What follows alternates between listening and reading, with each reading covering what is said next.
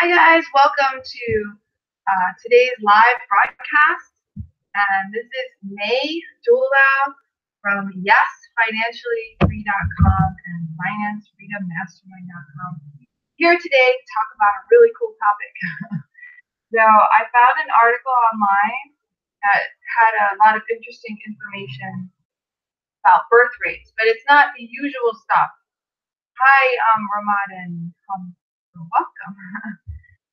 It's not the usual stuff about birth rates. It's about there's a lot of people when they talk about birth rates, they always say, "Oh, low birth rates means our economy is going to go down. We don't have enough workers, and things are going down." And so today's topic is actually how birth rates indicate what will happen in the economy. So before there's anything bad happening, birth rates will tell us stuff, like little clues.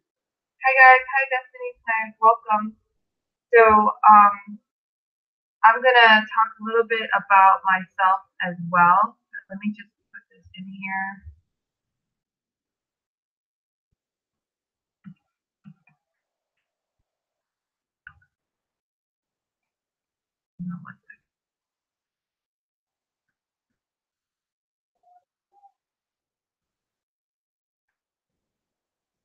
Okay, never mind.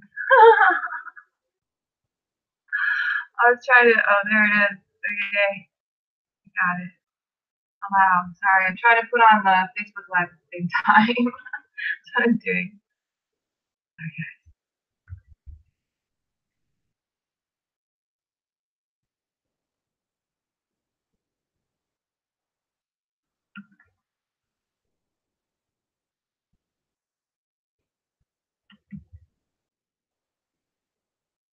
Okay. Got it all done. All right, so let's get on today's topic. So thank you for being on live. Thank you for being on the blog, and thank you for waiting for me during that minute of me getting Facebook Live on. Hi guys, I'm Facebook Live. Welcome to the live today. So I want to tell you a little bit about who I am, and then we'll go right into the topic. Okay? So, like I said, my name is May Dulao. I live in Honolulu, Hawaii. It is actually 6:30 a.m. Hawaii time, so it's pretty early in the morning here. And every Wednesday morning, I do a topic on financial freedom. So it's always a little different. So this morning, the topic is about how birth rates, all right, can be indicators of economic growth. So I was actually researching this last night, and we'll talk about it today. But before I begin, I want to tell you a little bit about myself. Hi, Madam. Welcome. I used to have a lot of debt, used to have a lot of credit card spending issues, and my net worth used to be negative, the amount of my debt, negative 30,000 or so, because I didn't really save anything or have anything, investments or anything to my name. So after spending time going to different seminars, reading books, I started changing my habits. I started saving before spending. So I would put aside at least 10% of everything I made into a financial freedom account. And then I started learning how to invest that, all the while paying down debt, negotiating my interest rates down, consolidating debt, things like that. I stopped overspending. That was a big one. And then in 2016, I was debt free. April 2016, debt free. So excited. And in December of 2016, I quit my job working at a bank. And now what I do part time is I help people become financially free as quickly as possible. So I have a business called YesFinanciallyFree.com. It's my blog where you can see replays of all of these live broadcasts I do. It's on my blog, YesFinanciallyFree.com.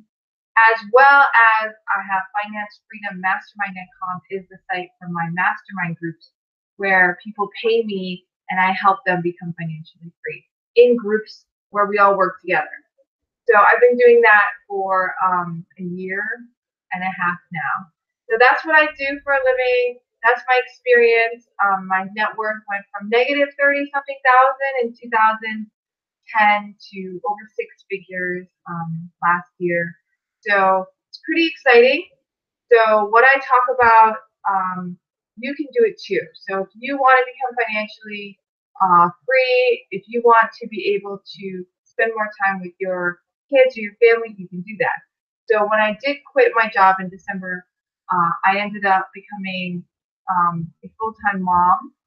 Half a year later, I took my son, who's 4, out of school, and he was getting sick a lot, right?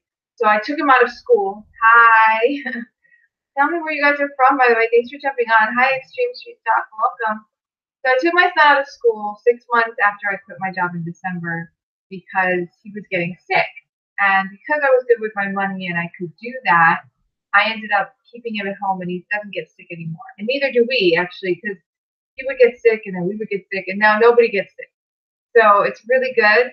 Ever since I quit my job and hey guys, ever since I quit my job and stayed home and became a full-time mom, part-time finance freedom mastermind leader and blogger, I have definitely improved our family's health, improved our finances, and all kinds of things. We bought this condo after in 2017 went on 5 weeks of vacation, including my first cruise.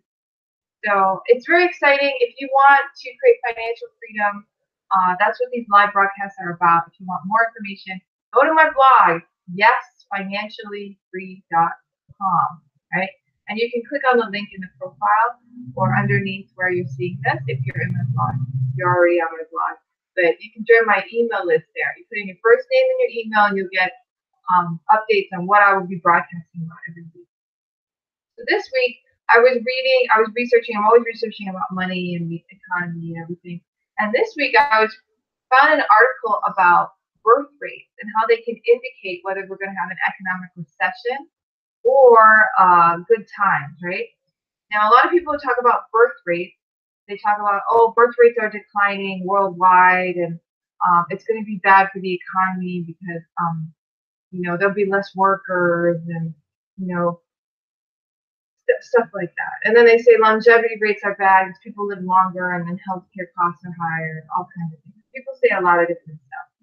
But today I'm not talking about that, actually. I'm going to talk about an article I found.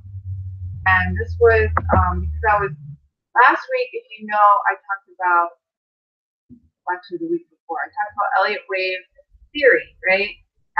The book At the Crest of the Tidal Wave, and he was talking about how you can predict economic recessions and economic booms, right, using Elliott Wave theory. Well, he actually also did a study of birth rates and economic recessions and growth. And this is what he found. Okay, so I was going to read it to you guys so you can understand what's going on. Really kind of interesting. Okay, as mothers are honored around the country this weekend for Mother's Day, right? That's why they did this article. One expert says we should also keep an eye on mothers-to-be, as their numbers foretell the strength of the economy.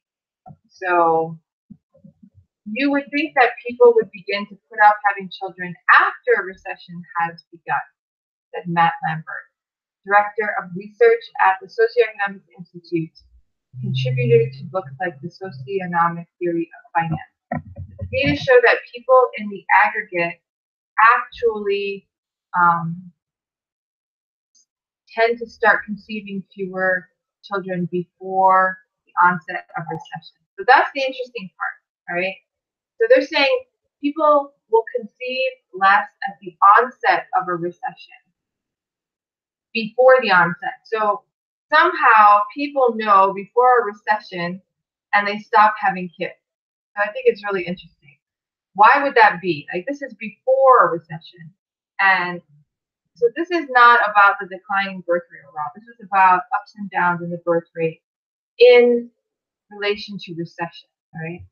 If that sounds counterintuitive, consider this. Just recently, the National Bureau of Economic Research posted a working paper that showed declines in conception preceded the 3 most recent U.S. recessions. That study confirms similar work that one of Lambert's colleagues, Robert Precher, conducted 19 years ago.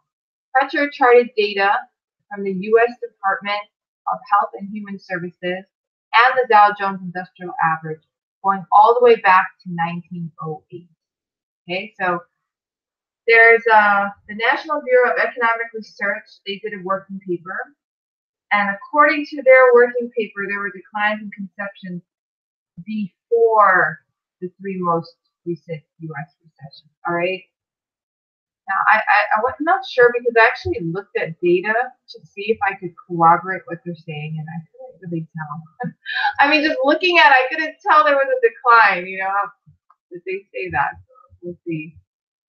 The data revealed that conceptions tended to rise and fall with the stock market. In fact, they were especially in sync with the advanced decline line, measure of stock market breadth. Interesting. So like the stock market, pregnancies are a leading economic indicator, typically sounding an alarm well before the economy contracts. So why is this? Crutcher's socioeconomic theory, which motivated his research, proposes that trends in social mood regulate trends in social behavior, including those in consumption and the stock market and economic growth. Hi, 10 Crystals. Welcome to the live today. We're talking about how birth rate is indicative of economic recession. So if people are having less kids, then it may indicate that there is an economic recession coming up. So here's how this all adds up to fewer pregnancies prior to recession. All right, so this is what they found out. When we're upbeat, and I'm going to share my screen on YouTube because I can, and then you guys can see the article that I'm talking about. And then you guys can see that. Let me share. Share screen. Okay. Our screen sharing. Okay. So let's go to the article. All right. When we are upbeat, a positive mood prompts feelings of friskiness, daring, and confidence. Lampert says that inspires people in general to have more children, send the stock prices higher, and to become more productive economically. Okay? This is their theory, right? When we're downbeat, a negative mood prompts feelings of somberness, defensiveness, and fear. Lampert says the result is that overall people are inclined to have fewer children, to send stock prices lower, and to become less productive economically. So a negative mood prompts feelings where we just don't have as many kids, stock market prices go down, all kinds of things. When the economy lags, the consumption indicator, because people generally can express their friskiness in their trading accounts and in bed sooner than they can expand or contract business. Trends in stock and consumption tend to lead trends in the economy. Okay, so that's why the economy will lag behind conception. So people having births, you can see that quicker than the economy, because when the economy changes, it requires businesses to change certain things. Maybe they have to lay off people, or maybe they have to change directives, and it takes a while for business to change. Apparently, it takes longer than 9 months because that's how long it takes to have a kid. So if people are feeling less, I guess, less enthusiastic and less upbeat, then they're going to have less kids, and you'll see that quicker than businesses changing what they do. An interesting theory. So at the conclusion of his 1999 study, Crutcher noted that conceptions at the time had been falling in recent years, despite a growing economy and a mania for stocks on Wall Street.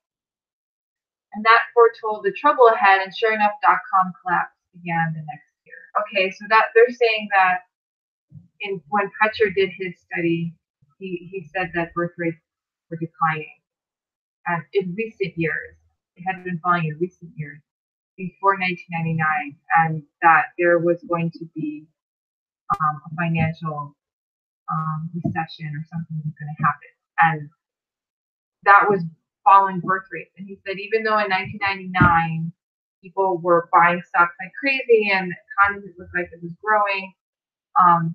Because birth rates were falling at the end of the 1990s, he said that was an indicator that there was going to be a stock market crash and also the economy getting bad. And that's what happened. Interesting. Hi, Caleb. 2070, welcome. How you doing? Where you from? We find ourselves in a similar situation today. Lambert says births have declined as stocks have soared and the economy has grown. Millennials are delaying marriage and having fewer children. It sounds like, if history is any guide, the economy may soon have contractions of its own. So, according to this article, and when did they publish this article? This article called "People Conceive Fewer Children Before Recession." Here's why. It was written on May 9, 2018. Okay, so just recently, and they're saying that there's going to be an economic recession because one of the indicators, birth rates, have been going down recently. So that's what they're saying. So it's really interesting. I don't know. We'll see. But I wanted to go and actually take a look and see if it's true. So I'm going to shift to another screen. So he said in 1999, he wrote that, and Fletcher finished his study, right? And he said birth rates have been declining, so there's going to be an economic crisis or something. And then the dot-com bust happened, right? Well, let's take a look at, thanks for the hearts. I appreciate it. So let's take a look at what happened to birth rates in 1999. And I have a page I have open here that has all the birth rates in the United States. Let's see if we can see that. Okay, so here we have the okay, here we go. So in 1999, the birth rate was 14.2. Okay, that's birth rate, right? So that's per 1,000 people, there was 14.2 new babies. That's what the birth rate is.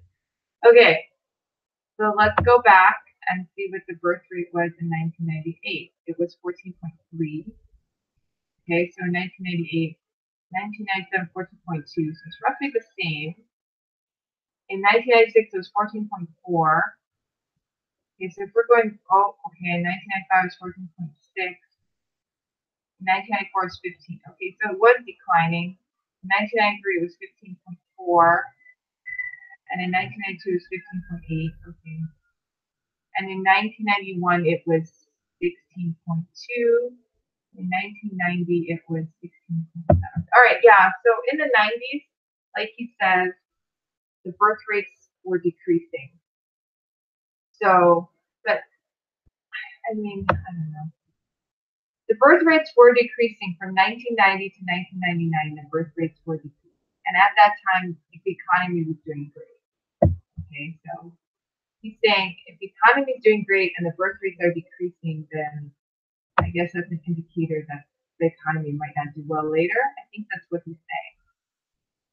And in the 80s, let's see, 1980 was 15.9, the birth rate.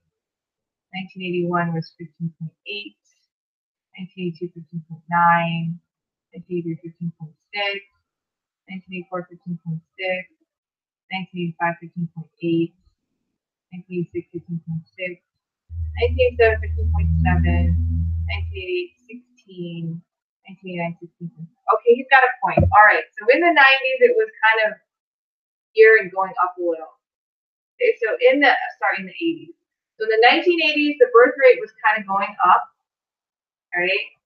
And then in the 90s, the economy was booming, right? Everything was booming. But in the 90s, the birth rate started going down. And so he said in 2000, they would have a recession. And there was a recession in the dot-com crisis was in the year 2000, right? So, okay, I guess there is a bit of an indicator. I guess you can see something now that I'm looking at it year by year. So I guess there is some evidence that it is true. It's always good to, sorry, I'm sharing this. It's always good to check yourself and see. So apparently there was a recession in the early 2000s there was a recession. In the early 1990s that there was a recession. Okay. And if there was a recession in the early 1990s, the birth rate was not. According to this, there was a recession in the early 1990s.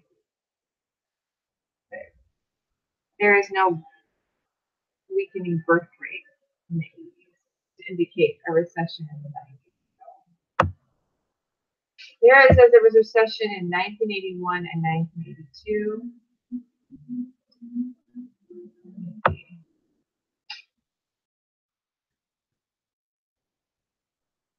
Wow, they said in the early 1990s there was a recession that lasted 7 years and 8 months. 7 years and 8 months in the early 1990s. I'm on a website that on Wikipedia, and it's saying when all the recessions were, just to validate whether this is all true. Because in the early 1990s there was a recession for 7 years and 8 months. So if that's the case, then wouldn't that be why birth rates went down? Yeah, these conflicting data. Hello, Siso Dia Hardeep, welcome. So I guess it depends how. I guess if Pretcher did it, he probably looked at stock charts and actual stock charts and stuff. Because right here, when I'm looking, I don't know. It's really hard to say, right? Because if you're looking at the early 2000s and the recession then, and you look at birth rates, yeah, it does show from the 1990s that the birth rate was declining right before the 2000s. But here it says there's a recession in the 90s, and you know, I guess he's looking at larger recessions.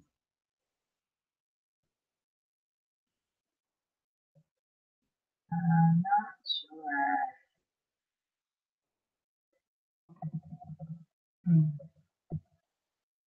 They say in 1981, 1982 recession. So I guess it depends when they think the biggest recessions were.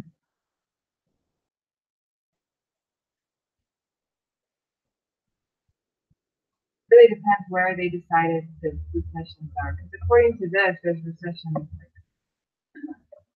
I don't know. Hey, how's it going? They have recessions, I don't know, all the time it looks like. Look at that. The Great Recession was 2007 to 2009, yeah? And then the early 2000s, they said there was a recession because of the dot-com bubble, right? So,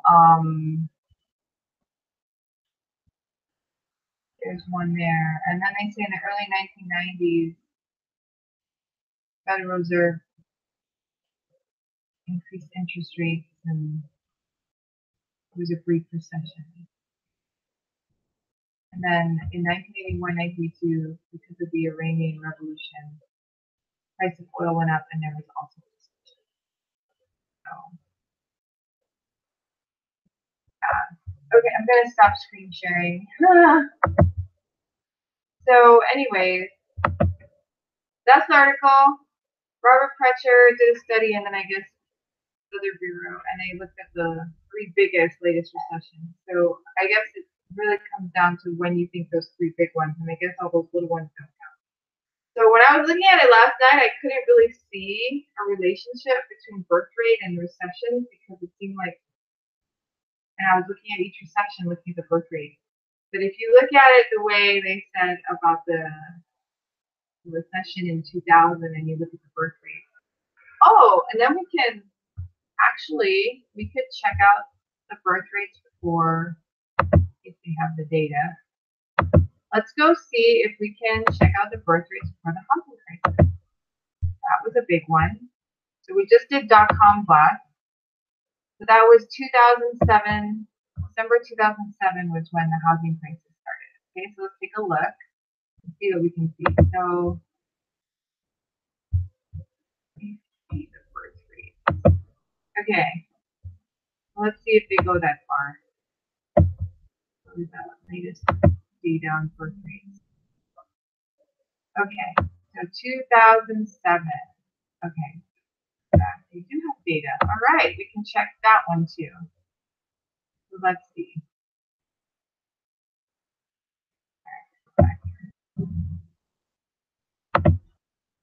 Okay. So in 2000, the birth rate was 14.4. Okay. According to the data, like they say, it's supposed to go down before the recession, right? The birth rate. So 2007 is when the recession starts. So in 2000, 14.4. In 2001, it was 14.1. 2002 was 13.9. 2003, it was 14.1 again, so it stayed the same. 2004, it was 14. 2005, it was 14. 2006, it was 14.3. And then 2007 was 14.3, and that's when the recession started. I don't see a decline in birth rate. It doesn't look like it. Yeah, I don't see a decline in birth rate. Let's go back a little bit. It doesn't look like it. I don't see that. I don't know. It's always good to check the theories yourself, right? If they say it works, let's see. And Pritchard didn't do the latest recession. So if we're leading up to 2007, 1990, 16.7. 1991, it was 16.2. 1992, 15.8. 1993, 15.4. 1994 is 15. 1999, 14.6. 1996 is 14.4. 1997 is 14.2. 98 is 14.3. 99 is 14.2. Right, so 14.2. Like getting to the 14th, and it was declining before 2000, right? The dot-com bust. But from 2000 on, 14.4, and then 14.1, 13.9 in 2002, and then 14.1 in 2003, 14 in 2004, 14 in 2005, 14.3 in 2006, and then 14.3 in 2007. So it doesn't really decline anymore. Now, you could say that it already declined and it was just hovering, I guess. But it doesn't look like it's declining even more before 2007.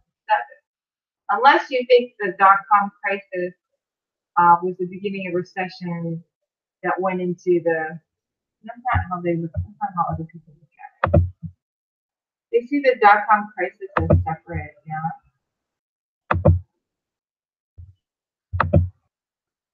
Great Recession, they do 2007 to 2009, and then 2000, March 2001 to November 2001 was the dot-com bubble. And there was a December 11th, there was a September 11th attack.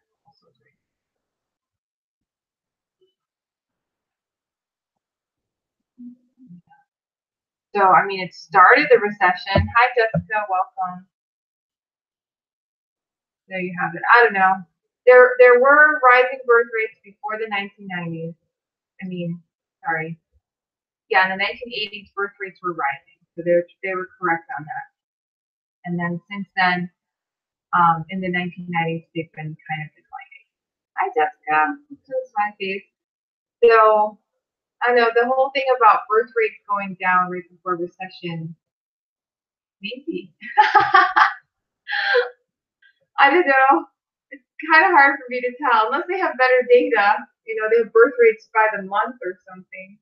I'm just looking at birth rates by the year, and I don't know if I see a relationship between birth rates and recession. Anyway, that's my look at that whole topic. So today I was talking about, do birth rates indicate economic growth or economic recession? So we're taking a look at some birth rate data and seeing if there was a relationship. Maybe. Maybe they have better data than I do. You know, maybe they can tell birth rates per month or per day and do some kind of correlation with the stock market. So anyway, thanks for joining me today for the live. I appreciate everybody here. and I hope that you got a lot out of it. I just wanted to explore the topic a little more fully. According to these studies, they say birth rates do indicate economic growth or economic recession. I'm not sure if birth rates have been declining or not before the Great Recession. It's hard to say. They look like they were just staying the same. They weren't declining. They were growing, but I didn't see declining. So I don't know. Unless they think the whole 2000s was a big recession. Although it doesn't look like I'm on that one. It doesn't say that. But I suppose if you think of it that way, then maybe.